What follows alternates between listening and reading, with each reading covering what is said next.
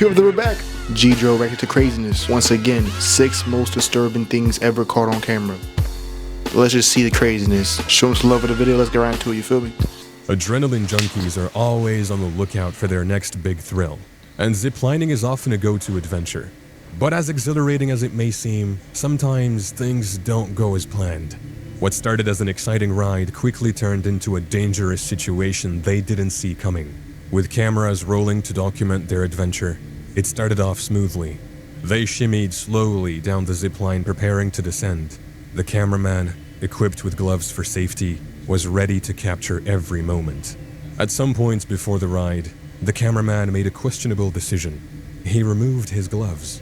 This seemingly small choice turned out to be a big mistake.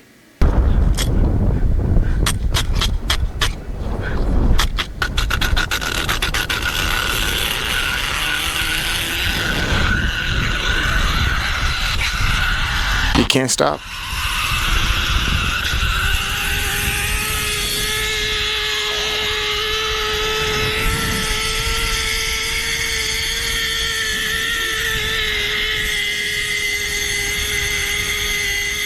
That's a long ways to go.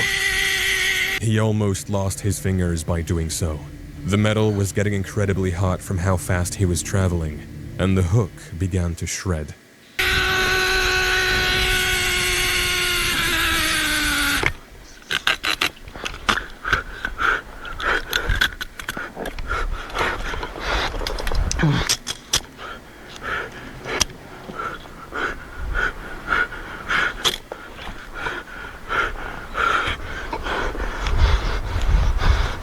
The ride came to an abrupt halt when the zipline became tangled, leaving the two stranded midair, but thankfully catching their fall.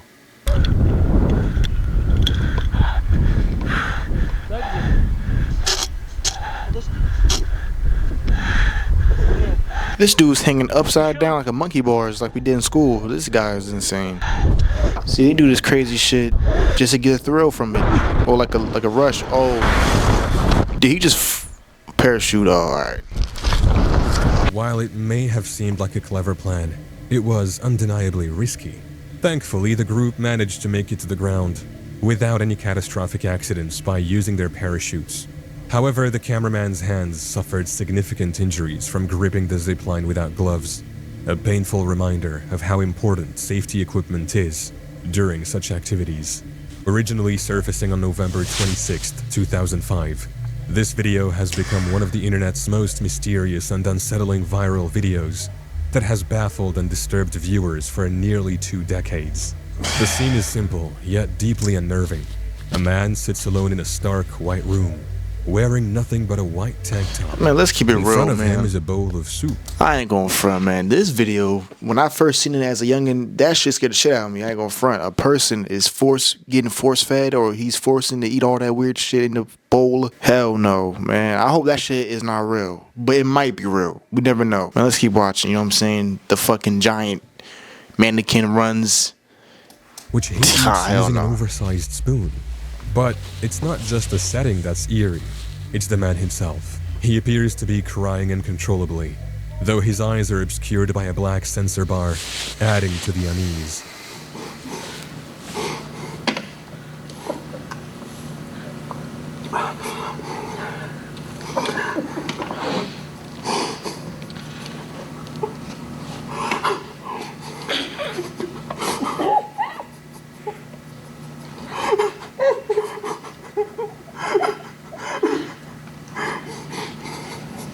As the video progresses, 2 costumed figures enter the room. I forgot the second one. They are dressed as characters from a performance troupe called Ray Ray. Without speaking, they approach him and begin patting and comforting him as he continues to sob and eat. Then, just as abruptly as it began, the video ends, leaving viewers with more questions than answers.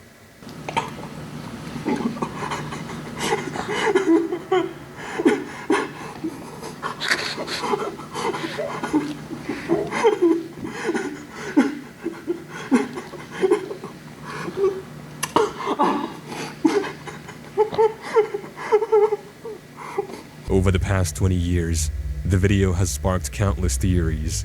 Some believe the man is being forced to eat something horrific as part of a punishment or ritual. The oversized spoon and his visible distress suggest he's not eating willingly. Perhaps it was a psychological torture.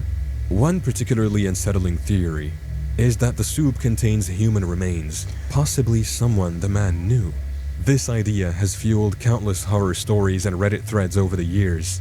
Others argue it's a dark art piece, possibly staged, to provoke discomfort and viral curiosity. Here's what we can say for sure. Nothing about this video has ever been fully explained. The identity of the man in the video remains unknown.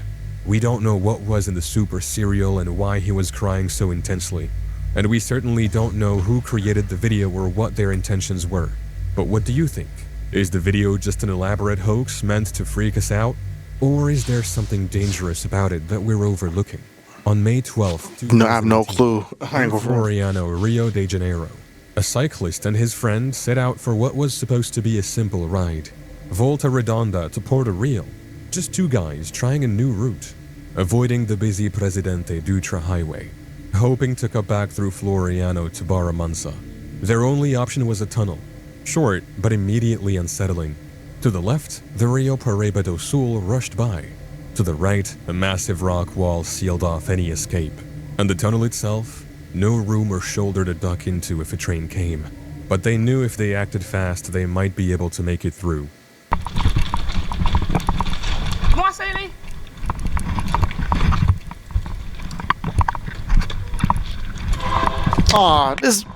You. They about to get ran over by a damn train. Damn. Some GTA shit. Got lucky that time. It was pure pain. Damn. The kind that hits your stomach and locks your legs and makes every second feel like the last one you might get. But somehow, they made it out just in time. Stumbling back into daylight, shaking, gasping, and weirdly quiet. Both Nuts. of them had the same feeling. That strange mix of fear and relief that only comes after you've brushed right up against something you weren't supposed to survive. Minha bike. Será que pegou ela?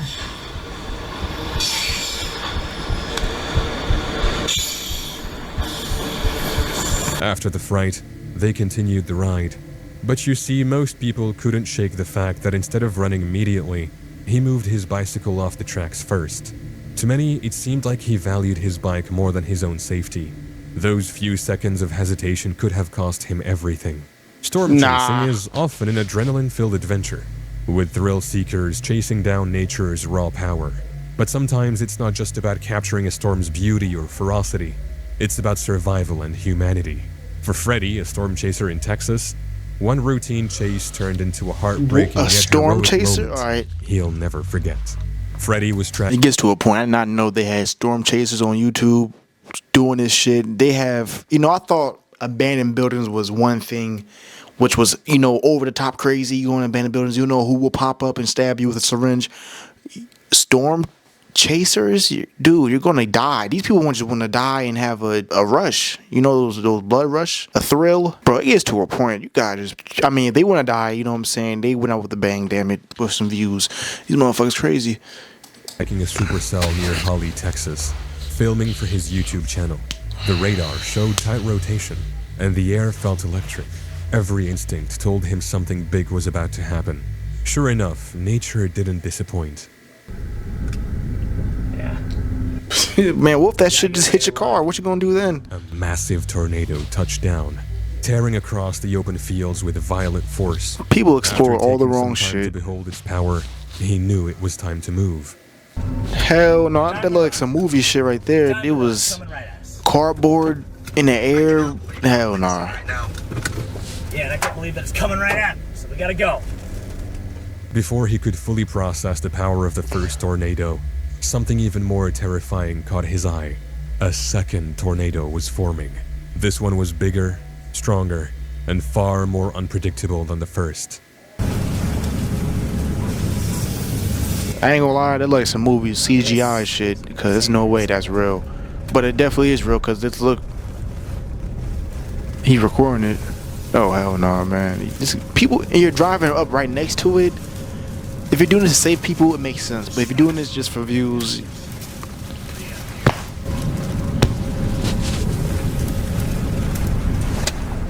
Freddy watched helplessly as the storm shifted, but then something caught his eye. A white Chevy Tahoe. It was the kind of vehicle no one would ever leave sitting in the middle of a field. Yet there it was, lying beside a pile of rubble. That's when the realization hit him. A house had been struck, and whatever was left of it was now unrecognizable. Damn. Please tell me they're not just in a house here. Gosh. Oh my gosh. Oh my gosh. There's people. There's people. The tornado slammed into the house with full force. Inside that house was a family with 2 young children. The structure didn't stand a chance. Walls crumbled instantly. Wood splintered into deadly shards, and debris shot hundreds of feet into the air. Within seconds, the house was gone, reduced to a shredded foundation, and scattered wreckage across the field. Damn. Get in the car. Get in the car. They're bleeding and stuff. Open the door. Damn. Get in. Come on, guys. Get in the other side. Other side. Other side. Come. They were covered in blood, dirt, and their faces blank with shock. I need your phone. I gotta call my mom. Right here. Right here. Get in. Get in. Get in. I know. Look at me. Look at me. I gotta look where you're bleeding, okay? Look at me like. We gotta get to the hospital, buddy. Do you know where the nearest hospital Yes. is? Hey, let me get. The family collapsed into this vehicle and began to assess the damage on themselves, but they soon realized their dog was missing. That dog.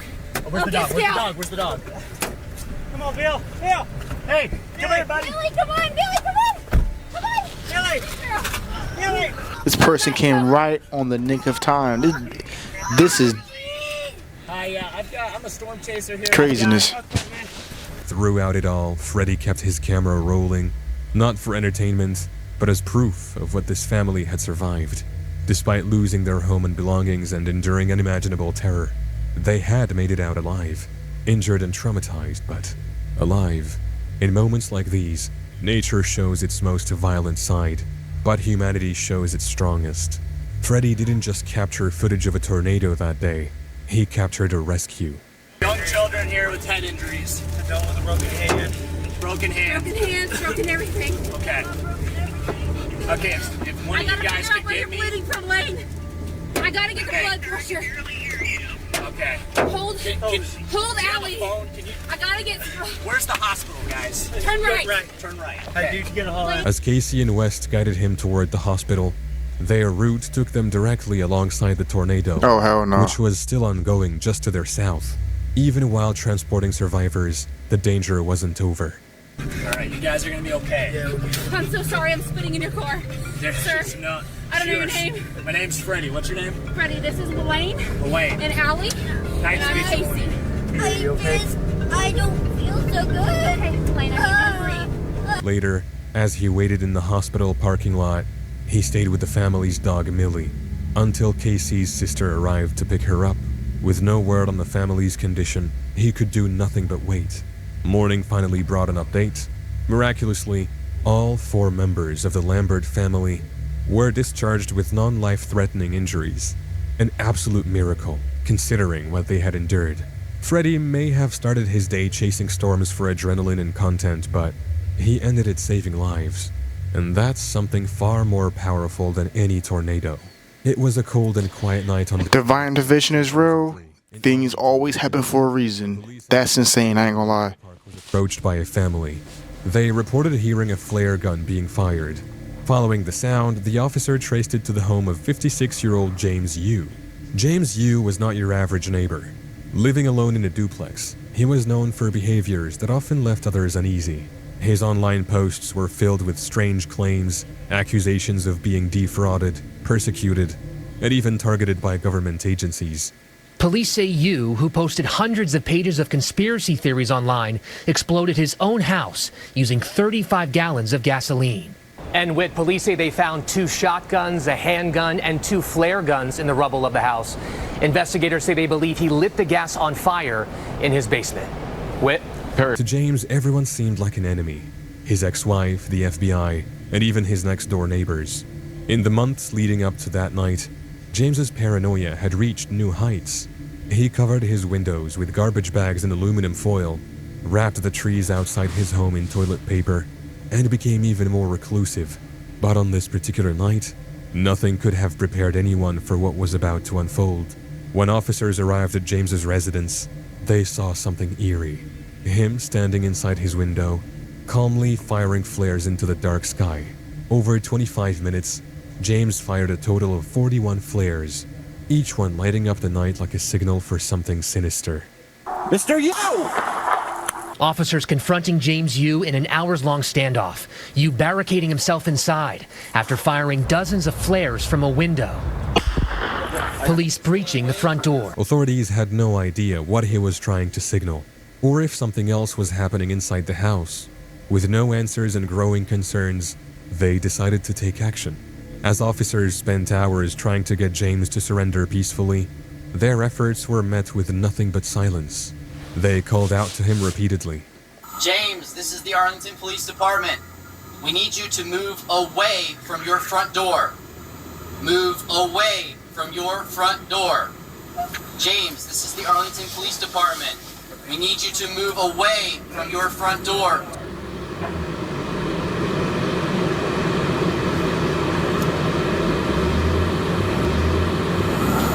James, stay away from your front door. Stay away from your front door, James. Still, no response. Fearing the worst, police brought in an armored vehicle to breach the front door. They deployed gas inside the home, hoping to force James out, but instead of surrendering, James finally responded, just not in the way anyone expected.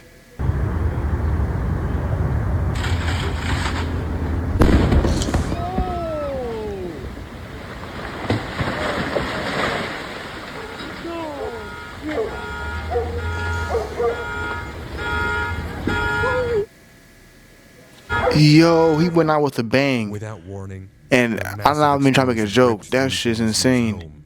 The blast was What so the hell? that it didn't just set the house on fire. I don't know what to It say. completely disintegrated it. Debris rained down across the neighborhood as the structure was leveled in an instant. In the aftermath, investigators discovered that James had been storing 55 gallons of gasoline in his basement. Why? That's still up for debate. Some believed he planned to lure police into a deadly trap. Others suspected he intended to harm his neighbors, people he had long accused of conspiring against him.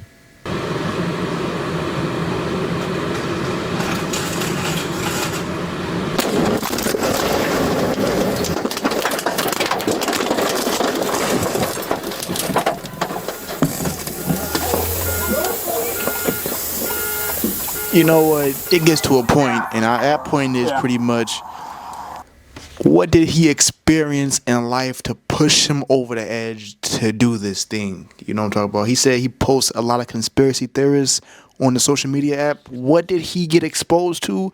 What happened to him? And he's saying he's beefing with his neighbors and his wife. Once it gets to a point, is the stuff he's saying was true, and was he trying to alert people? Or did you try to make him seem crazy? Or did he really just, you know what I'm saying, say he had enough with all of this stuff and just was like, I'm about to go out with a bang. No pun intended. Man, let's keep watching. This is craziness, though. Most definitely. This is shocking type of things. He was trying to blow police up. Damn. For most people, this would seem like the end of a tragic and bizarre story. But there was one final twist. Despite the chaos James had reportedly caused, no one had a clear picture of him.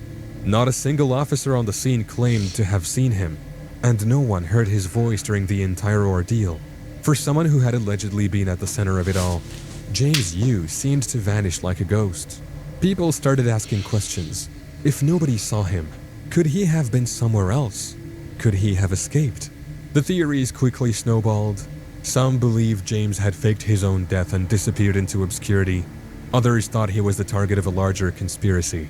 So, what do you think happened that night? If nobody's seen him, Start out so ordinary, I don't want nothing to get me killed on YouTube. It's like, nah, jokes. But that's craziness, though. I ain't gonna front. A Conspiracies. long-haul trucker. His day seemed like any other as he cruised across Wyoming. Another delivery run, miles of open road, and the kind of drive where your mind drifts into autopilot. But all of that changed the moment he approached the Green River Tunnel. What happened next is something straight out of a nightmare, and his dash cam caught it all. So this is a dash cam from my truck of me entering the tunnel.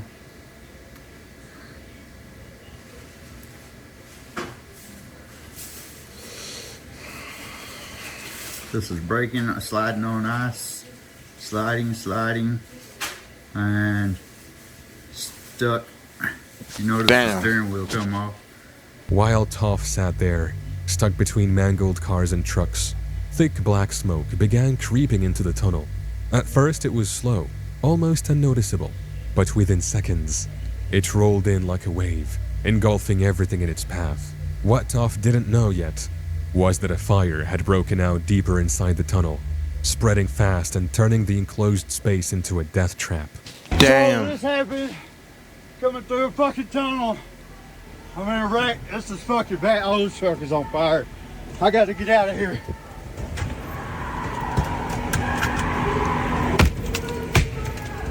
Realizing he was in serious danger, Toph tried to open his door. It wouldn't budge. He tried again, still jammed. The fire kept growing, and you could hear people screaming in the background. The heat was creeping in. The smoke was suffocating. Damn. And the entire tunnel felt like an oven. With his door jammed and time running out, Toph realized there was only one way out. Oh, shit.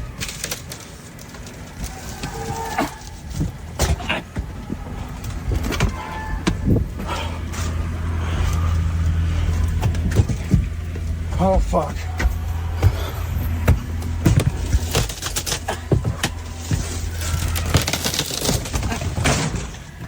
He crawled through the opening, dragging himself onto the pavement outside, coughing, gasping for air. He was lucky to get out when he did, otherwise this may have ended differently. When he turned back to look at the tunnel, it was something out of a horror movie. The sight was beyond anything Toph could have imagined. Cars melting from the heat, smoke pouring out in thick clouds, and people still trapped inside their vehicles. Damn, people still trapped? It's hard to even imagine what it must have felt like to witness something so devastating up close.